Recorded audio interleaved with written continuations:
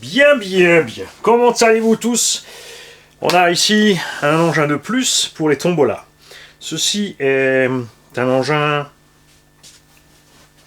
soit FTX, FS Racing ou BSD Racing, quelque chose comme ça au départ, rebadgé par plein de monde, notamment en France, Scientifique France, qui le vendait une fois de plus le plus cher de tous. FTX, ça s'appelle le Outlaw.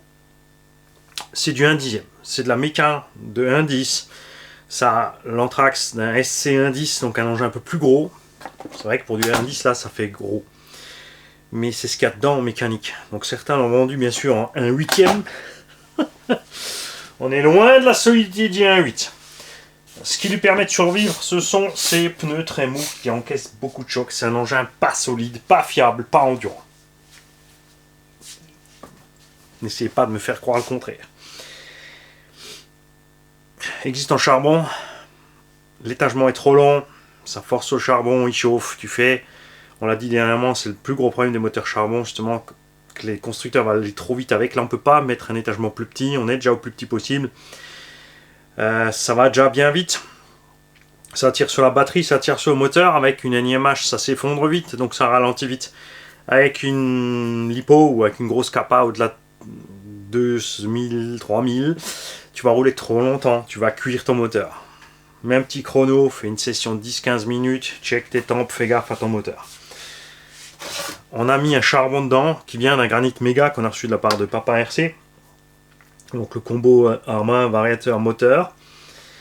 La batterie NIMH 8.4, elle est en train de charger là-bas avec son petit chargeur. Et on a une une Z 5200 qu'on a reçu un tonton avec, puisqu'on a une prise de C3 et on a une C3 dessus. Ça se trouve facilement, donc on va laisser ça. En plus, vous avez déjà la NIMH et la lipo en C3.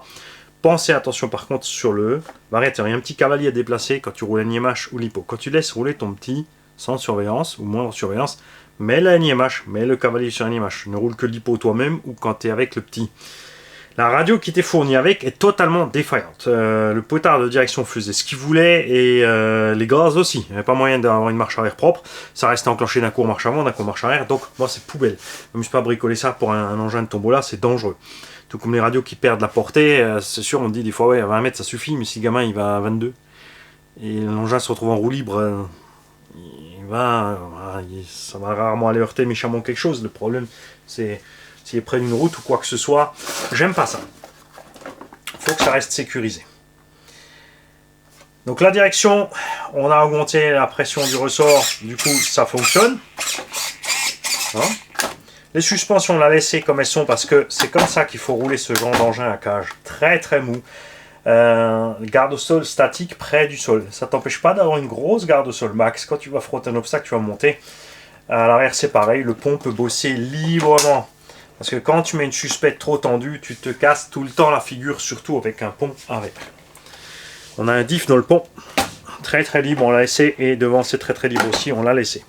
Faites très attention, ne surtout pas serrer trop fort les roues, elles se bloquent contre les moyeux et ça fait forcer. C'est ce qu'on avait là. La direction, on avait aussi un petit bug, la radio qui bug aussi forcément, c'est pour ça que tonton avait marre de la machine à force. Il y a avec cette caisse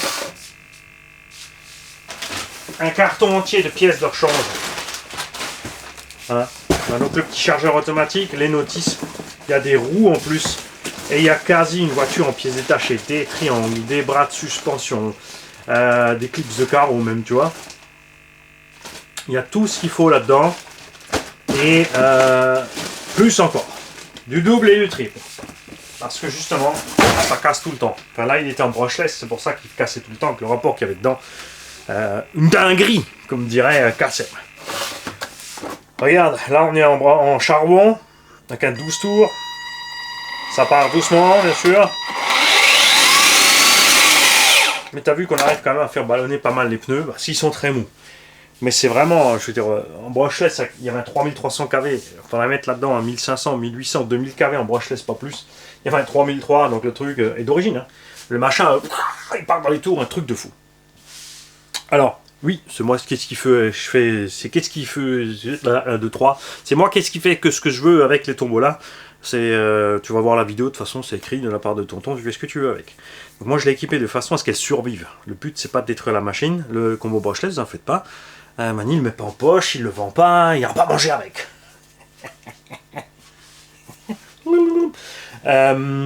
Il va tout simplement le mettre dans un autre engin, qui, par exemple, un engin piste 1 dixième qu'on a reçu de Tonton Hal, qui lui tiendra cette puissance-là. Tu vois, j'équilibre toujours les lots, je fais en sorte que ça se passe bien. Le but, c'est pas que quelqu'un gagne l'engin et qu'il soit détruit au bout de 5-10 mètres parce que je l'ai gratuit, ça m'en fout, un morceau. Surtout pas un petit, on pourra pas lui en vouloir parce que la gâchette va jusque-là, alors pourquoi il tire pas jusque-là? Voilà, c'est comme ça. Je te conseille, si c'est pour un petit haut, d'y mettre une mousse là, parce que ces varios ne sont pas bridables, la radio non plus. C'est une radio qu'on a reçue aussi d'un tonton, une Latrax. Pas de panique, il n'y a pas d'antenne radio. L'engin a vu la flotte, il n'aime pas ça du tout. On a des roulements rouillés, il y a de la visserie qui a rouillé. Je ne l'ai pas encore nettoyé là, et je ne vais pas le nettoyer plus que ça. Je pense qu'on va juste le frotter proprement, tout ce qu'on peut. Et on va surtout pas lui faire avoir de l'eau. J'ai pas envie de démonter ces petits plastiques et ces petites vis et tout ça. Les plastiques sont très fragiles, dès que tu serres trop, la vis tourne dedans. On a déjà les vidéos de cette machine en route, mais on va le tester parce que je veux être sûr que, évidemment, il tient. Là ça va. Là ça va. Là ça va. Gros piège, donc transmission. Chariot moteur est fixe. Alors il y a plusieurs types de chariot moteur pour changer les pignons. Eux ils t'en livrent un par défaut avec. Là comme dit, on l'a tourné, on a mis un pignon le plus petit possible parce qu'il est déporté avec un pignon plus gros, ça devrait bien se passer. Et il n'y a pas de diff central à bord de cette machine, et ça c'est le gros problème. S'ils avaient mis un diff central dedans, le problème c'est leur qualité de diff. S'ils avaient mis un diff central avec les graisses qu'ils mettent, il aurait déjà, je pense, fumé. L'autre souci, c'est que avec le diff central, donc justement la puissance pourrait partir vers devant un petit peu. Là, il force. Alors c'est bien pour crapahuter, mais il faudra bien sûr sortir les diffs, durcir les diffs, tout ça, si tu veux faire un engin de trail. C'est faisable, gaffe par contre. Cardan, noix, pignon interne des diffs, si tu forces, ça va péter. Celui-là, il est équipé d'un petit cardan acier à l'arrière, il y a un plastique en plus dedans. Le plastique est peut-être pas plus mal parce qu'il fait fusible. Tonton a mis une goupille ici pour servir de fusible. Laisse-la. On pourra remettre une vis en acier dedans, mais laisse cette petite goupille en tôle là-dedans. Parce que quand tu vas forcer, elle va commencer à se flinguer et elle va crever avant d'aller exploser le reste. Il n'y a pas de diff central. Si tu es sur les gaz et t'atterris comme ça, choc dans la transmise. Là, pareil, choc dans la transmise. Sur les 4 fers en même temps, de toute façon, choc dans la transmise. Donc fais gaffe, c'est pas un engin pour faire le bourricot, le gros bâche truc, c'est tu te promènes avec.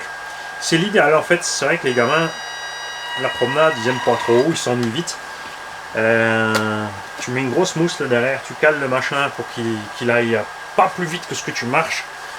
Et tu vas laisser ton gamin comme ça se promener sur ton terrain, sur son petit sentier, tu vas voir que tu vas t'arrêter et manger le sandwich.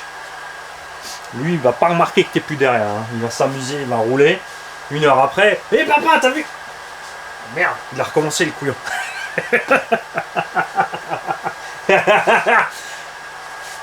Alors, on va faire une petite vidéo d'essai que je joindrai peut-être à cette vidéo-là. Si vous ne la voyez pas, c'est que je ne l'ai pas jointe, hein, tout simplement.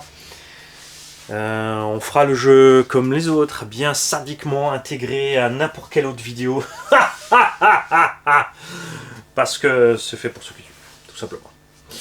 Voilà. J'adore le look de cette machine. L'idée est cool, franchement. Les